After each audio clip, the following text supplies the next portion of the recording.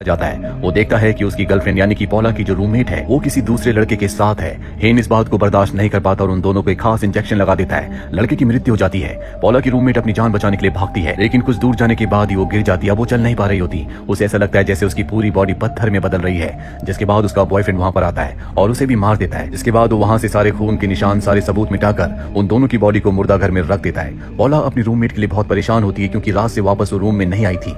इसीलिए वो उसे ढूंढते हुए मुर्दा घर तक पहुंचती है, जहां पर उसे अटेंडेंट की रेड डायरी मिल जाती है। और जब वो उस डायरी को पढ़ती है तो उसे पता चलता है कि डेविड की बॉडी को यहाँ पर हेन ही लाया था, जो कि रात को उसके रूम में था, जो उसकी रूममेट का बॉयफ्रेंड है। अब यहाँ पर हेन भी आ जाता है और पॉला से कहता है कि मुझे पता है कि तुम डेविड वाले केस की इन्वेस्टिगेशन कर रही हो, तो ऐसा मत करो, नहीं तो मैं तुम्हारे साथ वही करूंगा जो मैंने बाकी लोगों के साथ किया है। पॉला सुनकर बहुत डर जाती है। वो पुलिस स्टेशन जाती है और हेन के बारे में, अपनी रूममेट के बारे में सब कुछ बताती है, लेकिन पुलिस उसकी बातों पर विश्वास नहीं करती। इसीलिए वापस उसे कॉलेज आना पड़ता है, जहाँ पर उसे पता चलता है कि हेन ने उसे मुर्दा घर में बुलाया है। वो मुर्दा घर में जाती है जहाँ पर हेन उसे बुरी तरह से डराता है। पॉला वहां से भाग जाती है और एक बेसमेंट में जाती है, जहां पर उसे वो इंजेक्शन मिलता है जिसके अंदर वो केमिकल है जिसे इंसानों की बॉडी में लगाकर उनकी बॉडी के पूरे खून को सुखा दिया जाता है। तभी पॉला को एहसास होता है कि उसके पीछे से कोई आ रहा है। वो इंजेक्शन उठाकर पीछे पलटती है, लेकिन ये हेन नहीं बल्कि प्रोफेसर होते हैं। प्रोफेसर को पता है कि वो हिपोक्रेटिक सोसाइटी के ऊपर बहुत टाइम से इन्वेस्टिगेशन कर रही है और अब पॉला को बताते हैं कि मैं भी एंटी हिपोक्रेटिक सोसाइटी का हिस्सा हूँ। कई 100 सालों से सोसाइटी अस्तित्व में है और अगर ये सोसाइटी नहीं होती तो हमारी साइंस, हमारी मेडिकल कभी इतनी तरक्की नहीं करती।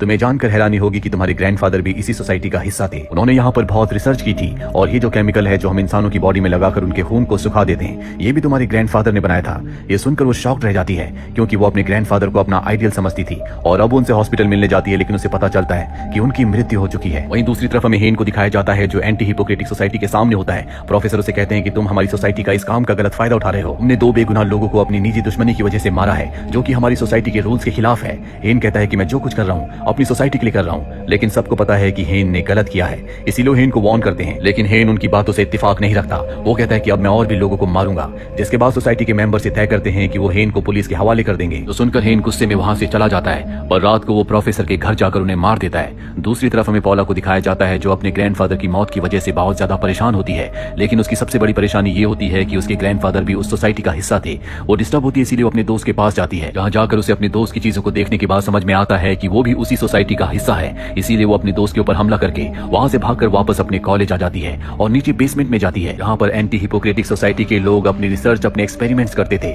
यहाँ पर हेन भी होता है जो उसकी रूममेट का स्केलेटन बना रहा होता है, जिसे देखकर पॉला डर जाती है और इससे पहले कि वो यहाँ से भागती, हेन उसे मारकर बेहोश कर देता है। जब पॉला को होश आता है तो डाइसेक्शन टेबल के ऊपर होती है, जहाँ से आज तक कोई बचकर नहीं निकल पाया।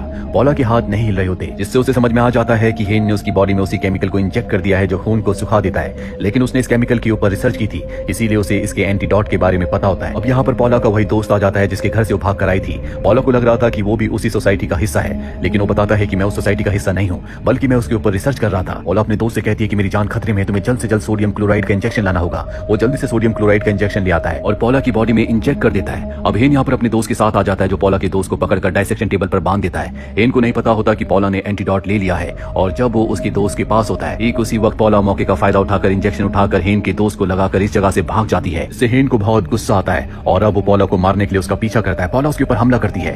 हेन एक बार फिर से उस पर हमला करना चाहता है और इससे पहले कि वो पॉला को मारता, पॉला हेन को मार देती है और इस तरह से हेन का खात्मा हो जाता है। जिसके बाद पॉला अपने दोस्त को हॉस्पिटल ले आती है। उसने अपने दोस्त को सोडियम क्लोराइड का इंजेक्शन लगा दिया है, जिससे उसकी जान बच जाती है। वहीं अब हमें 2 और लोगों को दिखाया जाता है जो कि मुर्दा घर में होते हैं, जो हेन की तारीफ कर रहे होते हैं। दरअसल हेन और उसका दोस्त जो काम किया करते थे, अब एंटी हिपोक्रेटिक सोसाइटी के लिए दोनों उस काम को करेंगे। ये दोनों भी इसी कॉलेज के स्टूडेंट्स होते हैं। हालांकि पॉला को सब कुछ पता है, लेकिन ये एक मेडिकल कॉलेज है और यहाँ पर जो एंटी हिपोक्रेटिक सोसाइटी के लोग हैं बहुत ज्यादा पावरफुल हैं। इसीलिए पॉला चाहकर भी कानूनी तौर पर उनका कुछ नहीं बिगाड़ सकती। उसे जो कुछ करना होगा खुद ही करना होगा।